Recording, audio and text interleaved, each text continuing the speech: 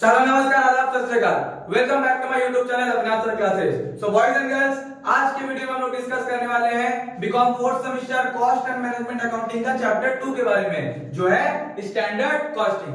तो इससे आप लोगों का 10 से 15 मार्क्स का क्वेश्चन एग्जाम में रहता है, चाहे वो ऑनर्स हो चाहे वो जनरल। इससे पहले हम मार्जिनल कॉस्टिंग से रिगार्डिंग बहुत सारा वीडियो बनाए हैं, जो आप लोगों में से जिन लोगों ने भी वो वीडियो नहीं देखा है, डिस्क्रिप्शन में लिंक है, वहां पे जाकर के आप लोग चेक कर सकते हैं। तो आज के वीडियो में हम लोग किसका बात करेंगे? स्टैंडर्ड कॉस्टिंग के बारे में। तो पहले हम लोग जानते हैं कि स्टैंडर्ड कॉस्टिंग होता क्या है और हम लोग को कौन कौन सा चीज उसमें बनाने के लिए एग्जाम में आएगा।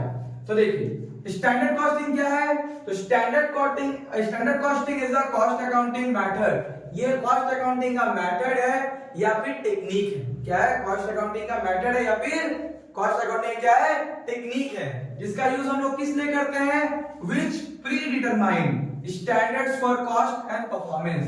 जो क्या डिटरमाइन करता है? पहले से ही डिटरमाइन करता है, यानी पहले से ही पता लगाता है कि कितना कॉस्ट खर्चा होने, मतलब कितना कॉस्ट लगने वाला है और कैसा परफॉर्मेंस होना चाहिए। तो एक ऐसा टेक्निक जिससे हम लोग ये जान सकते हैं कि कॉस्ट कितना होने वाला और कैसा परफॉर्मेंस होना चाहिए, उसी को हम लोग क्या बोलते हैं? Standard costing. और यही खत्म नहीं है, उसके बाद क्या है? It compares. ये कंपेयर करता है actual cost and performance against standards. जो स्टैंडर्ड कॉस्ट था और कितना एक्चुअल कॉस्ट लगा, ज्यादा लगा ना कम लगा, इसमें कंपैरिजन करके बताता है। और जो परफॉर्मेंस सेट किया गया था और एक्चुअल परफॉर्मेंस कितना हुआ है, उसमें भी कंपैरिजन करके बताता है कि पॉजिटिव सिग्नल है या नेगेटिव सिग्नल। कैसा मतलब हुआ? टू एनालाइज, किस चीज के लिए? ताकि हम लोग एनालाइज कर सके वेरिएंस। क्या एनालाइज कर सकेंगे?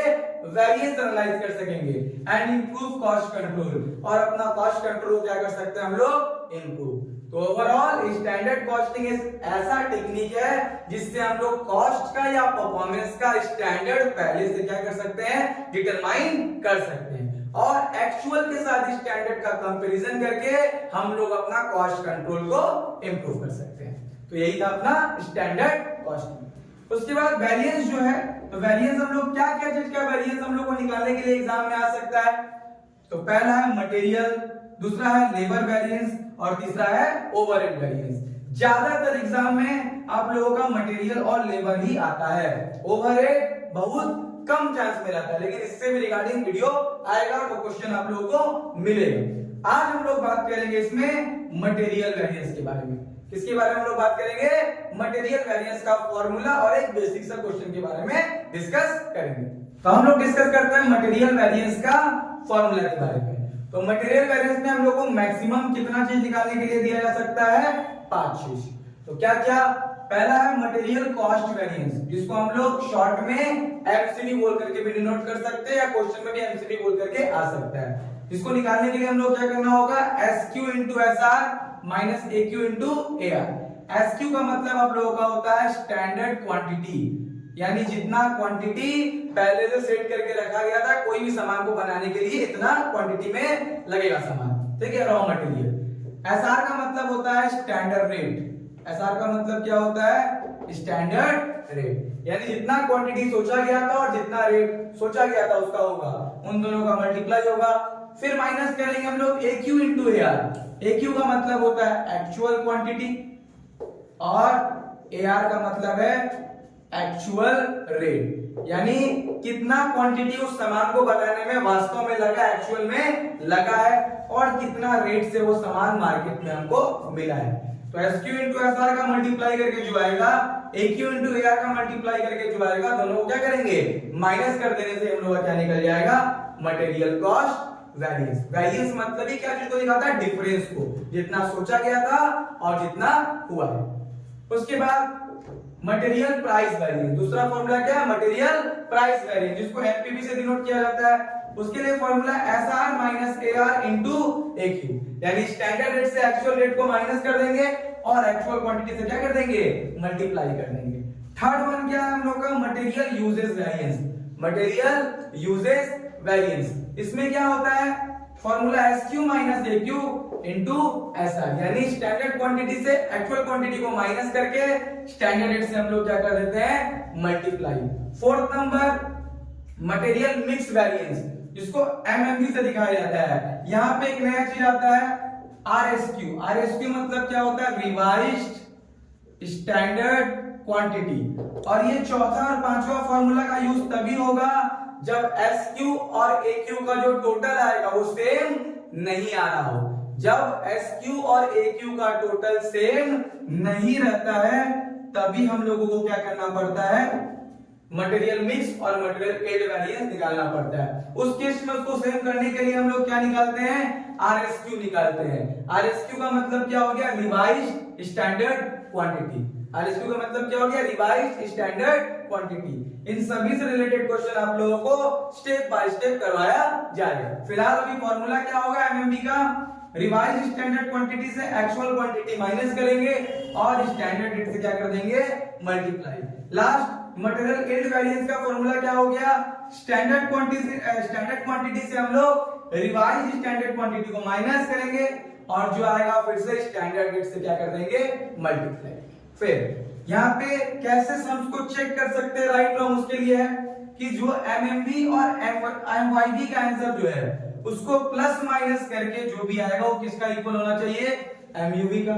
और MUV और MPV का जो आंसर आएगा वो प्लस माइनस करके किसका बराबर आना चाहिए, MCV का। ये चेक करने का एक तरीका है, क्वेश्चन राइट बना है या रॉन्ग। तो ये था आप लोगों का फॉर्मूला। ज्यादातर क्वेश्चन में यही तीन मिलेगा। पांचों कब निकालना होगा, जब SQ और AQ का वैल्यू सेम ना हो, यानी स्टैंडर्ड क्वांटिटी और एक्चुअल क्वांटिटी का वैल्यू सेम ना हो तो हम लोग कितना निकालना पड़ेगा, ये पांचों निकालना पड़ेगा।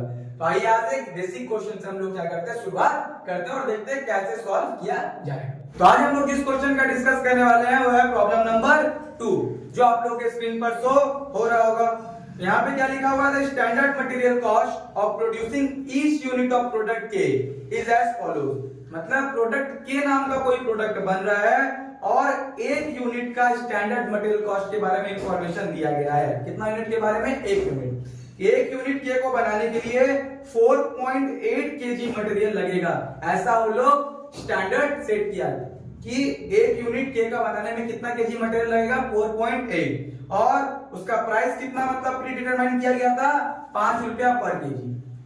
उसके बाद actual material cost of producing 200 units, और प्रोडक्ट कितना बना है, 200 यूनिट बना है। और ये देखा गया है कि 1200 केजी मटेरियल लगा। कितना केजी मटेरियल लगा, 1200। और खर्चा कितना आया टोटल, 4800 रुपया का। तो कंप्यूट करना है material cost variance, material price variance और मटेरियल यूजेस वेरिएंस। तीन चीज हम लोग को यहाँ पे निकालना है। तो देखिए कोई भी सम हम लोग मटेरियल का करेंगे तो चार चीज का वैल्यू हमको पता होना चाहिए। पहला होता है स्टैंडर्ड क्वांटिटी, जिसको हम लोग SQ से दिखाते हैं। दूसरा होता है स्टैंडर्ड रेट, जिसको SR से दिखाया जाता है। तीसरा होता है एक्चुअल क्वांटिटी, जिसको AQ से दिखाया जाता है। और फोर्थ होता है एक्चुअल रेट, जिसको AR से दिखाया जाता है। अगर ये चारों का वैल्यू मेरे पास है तो हम लोग कोई भी चीज बोलेगा यहाँ पे निकाल सकते हैं। तो पहले बात करते हैं स्टैंडर्ड क्वांटिटी। तो स्टैंडर्ड क्वांटिटी यहाँ पे क्या दिया हुआ है, इंफॉर्मेशन है लेकिन पूरा यूनिट का नहीं है। ऊपर लिखा था एक यूनिट बनाने में कितना केजी लगता है, 4.8 केजी। तो यहाँ पे कितना यूनिट बना है, 200। तो कितना स्टैंडर्ड क्वांटिटी का लिए सोचा गया होगा, तो 200 का 4.8 से क्या करेंगे हम लोग, मल्टीप्लाई। तो आ जाएगा 960 केजी। कितना केजी सोचा है, 960। एक यूनिट को बनाने में अगर 4.8 केजी लगता है तो 200 पीस बनाने के लिए कितना सोचा होगा, 960 केजी मटेरियल के बारे में सोचा है। रेट कितना है, वो 5 रुपया पर केजी दिया हुआ है, तो स्टैंडर्ड रेट मेरा हो गया 5 रुपया। एक्चुअल क्वांटिटी कितना केजी एक्चुअल में लगा बनाने में, 1200 केजी। अब रेट, एक्चुअल रेट के बारे में जानकारी नहीं है लेकिन कॉस्ट दिया हुआ है। कॉस्ट कितना दिया हुआ है, 4800। अगर कॉस्ट देगा तो कॉस्ट को हम लोग किससे डिवाइड कर देंगे, जो एक्चुअल क्वांटिटी हम लोग का है उससे डिवाइड कर देंगे तो क्या आ जाएगा, एक्चुअल रेट आ जाएगा, जो कितना रुपया है, 4 रुपया। तो इस तरह से चारों चीज हम लोग पहले फाइंड आउट कर लिए। अब हम लोग को तीन चीज निकालने के लिए बोला है। पहले बोला है MCV, मटेरियल कॉस्ट वेरिएंस। तो जिसका फॉर्मूला होता है S Q into S are minus A Q into A R. अब सिर्फ वैल्यू पुट करना है बस। एस क्यू कितना है 960 इंटू एस आर कितना है 5 रुपया माइनस ए क्यू कितना है 1200 इंटू ए आर जो कितना है 4 रुपया। तो 960 से अगर 5 में मल्टीप्लाई करेंगे हम लोग तो आएगा 4800। 1200 में भी 4 का मल्टीप्लाई करेंगे तो आएगा 4800। तो यहाँ पे पहला वाला आंसर हम लोग का क्या हो गया नील 0। फिर दूसरा जो है एमपीवी, उसके लिए फॉर्मूला होता है S R minus A R into A Q. तो एस आर कितना है यहाँ पे 5 और ए आर कितना है हम लोग का यहाँ पे 4, ए क्यू कितना है 1200। 5 में से 4 गया 1 से 1200 का गुना करेंगे तो 1200 होगा। यहाँ पे आंसर पॉजिटिव आया तो एफ से डिनोट करेंगे यानी फेवरेबल। आंसर अगर माइनस से आएगा तो ए से डिनोट करेंगे यानी कि एडवर्स। तो तीसरा नंबर निकाल लेते हैं एमयूवी, जिसका फॉर्मूला होगा S Q minus A Q into S R. S Q कितना हम लोग का है 960, ए क्यू कितना हम लोग का यहाँ पे 1200 और एस आर कितना है 5 रुपया। तो 960 में से अगर 1200 माइनस करेंगे तो आंसर माइनस में आएगा 240। 240 का अगर 5 से गुना करते हैं तो ये भी आ जाएगा 1200। आंसर माइनस में आया इसलिए उसको क्या लिखे एडवर्स।